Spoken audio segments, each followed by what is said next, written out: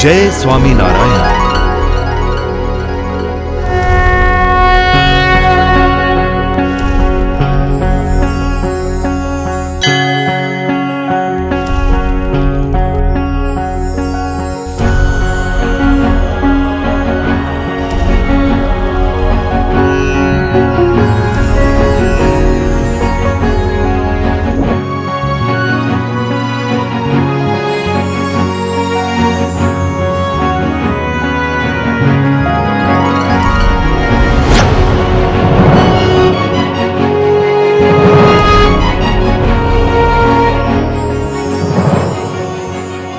બોલો સ્વામિનારાયણ ભગવાનની જય, ગોપીનાથજી મહારાજની જય, સહજાનંદ સ્વામી મહારાજની જય, સત્સંગી જીવન ગ્રંથ રાજની જય.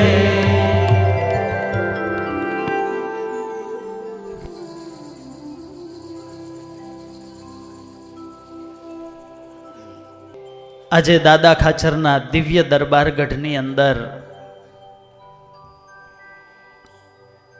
ભગવાન શ્રી હરિના દિવ્ય ચરિત્રોની કથાનો પ્રારંભ થાય છે. 132મી કથા છે. અન્ય સ્થાનોમાં જઈને કથા કરીએ તો દેશ કાળ બધું પવિત્ર બને, દિવ્ય બને, પણ આજે આપણે એવી જગ્યાએ બેઠા છીએ કે અહીં કરીએ તો આપણી કથા દિવ્ય બની જાય. ભગવાન સ્વામિનારાયણ વિના એક ક્ષણ માત્ર પણ જે ભક્તો નહોતા રહી શકતા,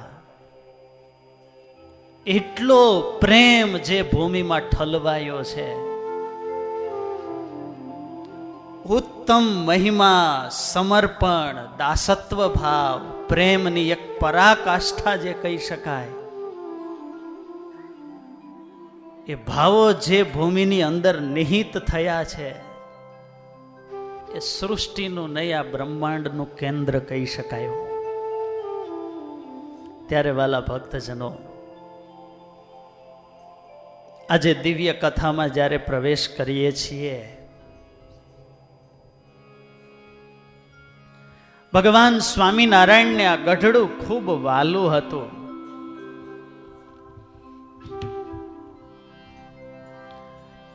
વંદો છે હરિ દુર્ગ પતન રહી, ત્યાં ભૂપના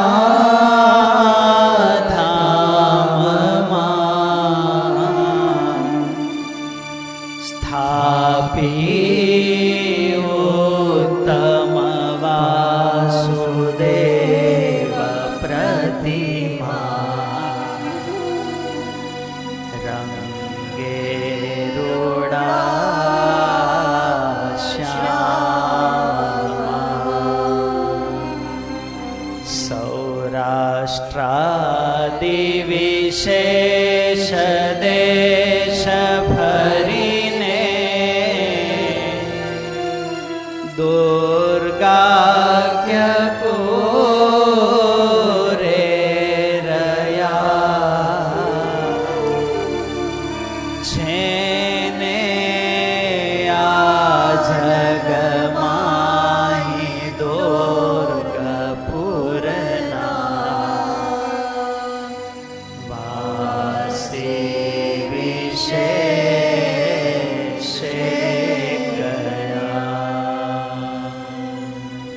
જેને આ જગમાહી દુર્ગપુરના વાસી વિશેષે કયા. એવા ભગવાન શ્રી હરિના ચરણોમાં વંદન કરી દિવ્ય કથામાં પ્રવેશ કરીએ. વાલા ભક્તજનો, પરમાત્મા તત્વ એવો અલૌકિક છે કે એને કોઈ એક સ્થાનના કહી ન શકાય. વેદો કહે છે કે એ નારાયણ છે, એ અનિલય છે. નિલય એટલે શું થાય? ઘર. આ સૃષ્ટિનો કોઈ ઓરડો એવો નથી કે એ ભગવાનને પૂરી શકે. આ દુનિયામાં એવી કોઈ દોરી નથી શોધાઈ કે જે નિર્બંધન નારાયણને બાંધી શકે.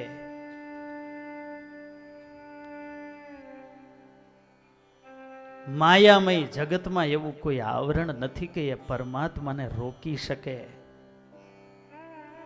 પણ વાલા ભક્તજનો, આ બ્રહ્માંડમાં એક આ દાદા ખાચરના દરબારને એક અપવાદ કહી શકાય કે એ અનિલય એવા પરમાત્માને રોકી દીધા. જીવબા અને લાડુબાની એ પ્રેમની દોરીએ એ પરમાત્માને બાંધી દીધા. ભગવાનને જવું હોય ને તો એ ભક્તોની આજ્ઞા મહારાજને લેવી પડતી. ધરા પર સુંદર શોભે આજે સારું રે ગોણિયલ ગઢપુર ધામ છે હો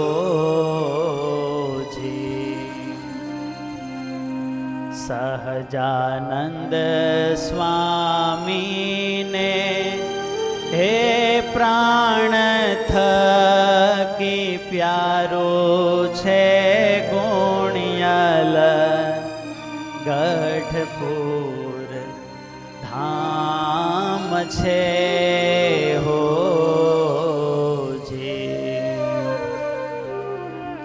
દાદાનો દરબાર છે હે પાવનકારી. દાદાનો દરબાર છે પાવનકારી. દિવ્યતાથી શોભી રહ્યો છે ભારી રે ગોણિયલ ગઢપુર ધામ છે હો.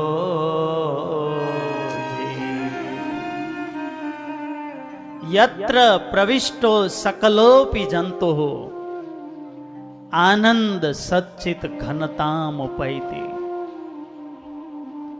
પ્રવેશ કરતા જ જાણે ભાવ સમાધિ લાગી જાય એવા હજારો ને લાખો ભક્તોને સુખ આપનાર, જેના નળિયાનું ધ્યાન પણ સ્વરૂપાનંદ સ્વામી જેવા સંત એના તાવની પીડાને મટાડી દે. ત્યારે વાલા ભક્તજનો, મારા ને તમારા સૌથી મોટા ભાગ્ય આ કહેવાય કે આજે આપણે અહીં બેસીને કથા કરીએ ને સાંભળીએ છીએ. એમાંય અમારે લાખાણી પરિવાર, કાંતિભાઈ, આ પરિવારનો ભાવ એક નિરાળો છે. ભગવાને એને શ્રીમંત કર્યા છે, લાખોપતિ કરોડોપતિ છે, પણ એના કરતા એનો સૌથી મોટો જો પરિચય હોય ને તો એ ભગવાનના બહુ સારા ભક્ત છે. સુરતથી દરરોજ નીલકંઠ ધામ સેવા રથ જાય. મહારાજની સેવા માટે 11 પ્રકારની સામગ્રી દરરોજ, તાપીનું જળ, 1 કિલો ઘસેલું ચંદન, પુષ્પના હાર, ગજરા, એમ એક સામગ્રી છે. દરરોજ એક નવું ઘરેણું જાય. ત્યારે અમારે કથાના મુખ્ય યજમાન છે કાંતિ ભગત, દરરોજ એના ઘેરથી બનેલું ઘરેણું જાય છે અને ઓર્ડર આપીને કરાવતા હોય એમ નહીં વાલા ભક્તજનો, એ પતિ પત્ની બંને પોતાના હાથે બનાવીને મોકલે છે.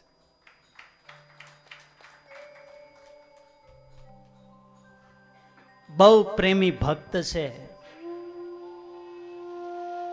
ઘણા સમયથી આ પરિવારને સંકલ્પ હતો, ઘણા પ્રયાસ કર્યા, પણ મહારાજનું ધાર્યું જ બધું થતું હોય. ત્યારે આજે મહારાજની ઈચ્છા પ્રગટીને ત્યારે તમે ને અમે ભેગા થયા છીએ.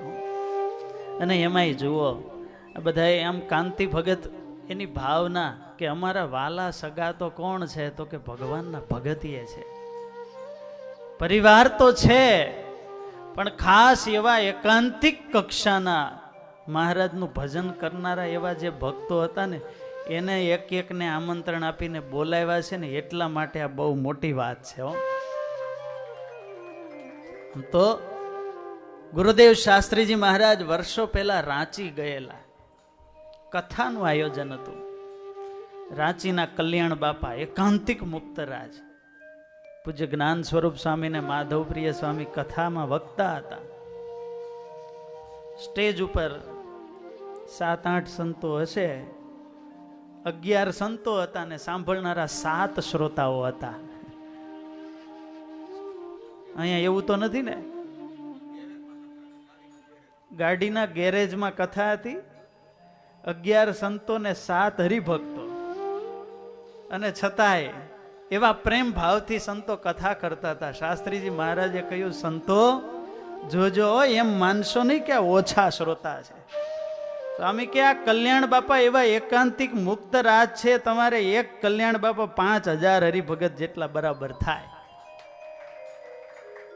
આટલા પ્રેમ ભાવથી ભગવાનની કથા સાંભળનારા તમે એવા શ્રોતા ભક્તો છો. અહીંયા કઈ ઓછા નથી, હજારો ને લાખો ભક્તો બેઠા છે. પૃથુ રાજાએ ભગવાનની પાસે કેટલા કાન માંગ્યા? 10,000. આમ કાનની લાઈન કરીએ છે. પ્રેમ સે બોલો જય સ્વામિનારાયણ. આપણને 2 કાન પણ વધી પડે છે ને, એને 10,000 કાન માંગ્યા. ભાવાર્થ વ્યાસ મહારાજે ભાગવતમાં એવો લખ્યો કે પૃથુના હૃદયનો ભાવ છે કે હે પ્રભુ, હૃદયના પ્રેમ ભાવથી જ્યારે કોઈ આપના ચરિત્રોનું ગાન કરતું હોય ને, ત્યારે પ્રભુ આપના એ દિવ્ય ગુણાનુવાદનો એવો આસ્વાદ આવે છે કે એ બધો સ્વાદ આ 2 કાનથી ભેગો કરવો છે પણ થતો નથી. 5000 પ્રેમી શ્રોતા બેઠા હોય અને એ બધાય આનંદ લેતા હોય, ત્યારે એ આનંદનો જથ્થો કરીએ તો કેટલો થાય? 10,000 કાનનો આનંદ. ત્યારે 5000 પ્રેમી શ્રોતાઓ જેટલો સ્વાદ લઈ શકે, પ્રભુ મારે એકલાએ એટલો સ્વાદ લેવો છે, માટે મને 10,000 કાન આપો. કથા શ્રવણની આ પરમ આસક્તિ છે.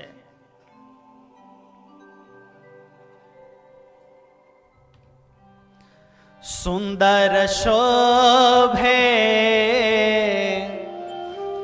લિંબ વૃક્ષ લહેરાતું,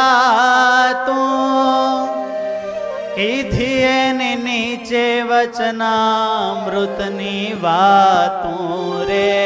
ગોણિયાલ ગોઠપુર ધામ છે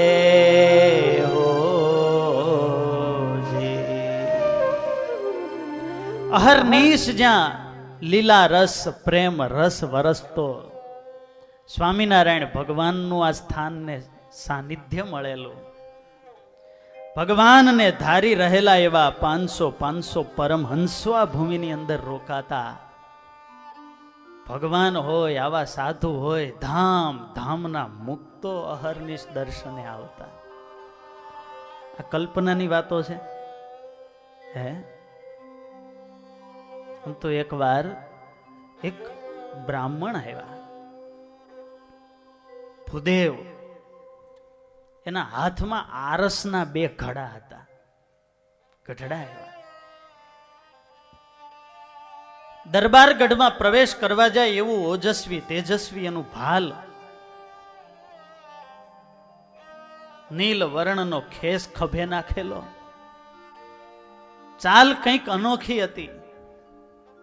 પણ એને તો ઓળખી શકે જ ઓળખી શકે. ગુમાનજી પાર્ષદ હતા ને, એને કહ્યું, ભૂદેવ કઈ બાજુ? તો કહે, મારે સ્વામિનારાયણ ભગવાનના દર્શન કરવા છે. એમ? તમે ક્યાંથી આવો છો? એ બધું પછી મને પેલા દર્શન કરાવો.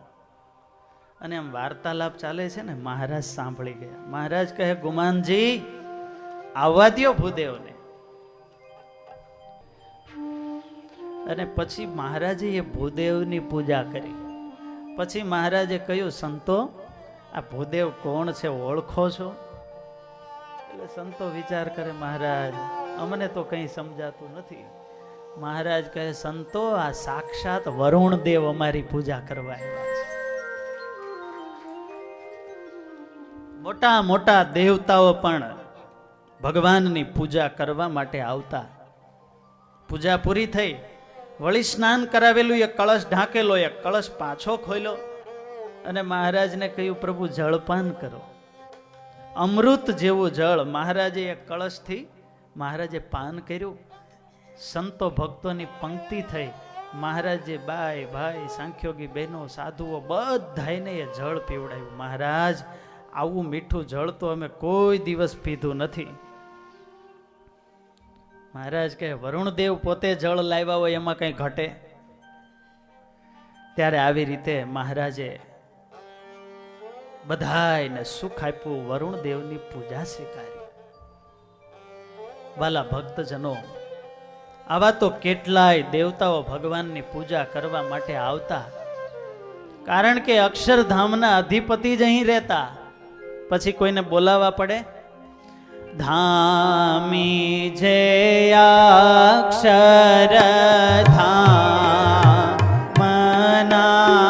રે, ધામી જે અક્ષરધામ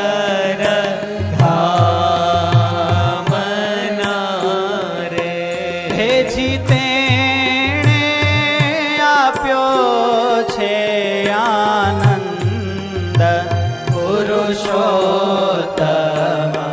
પ્રગટી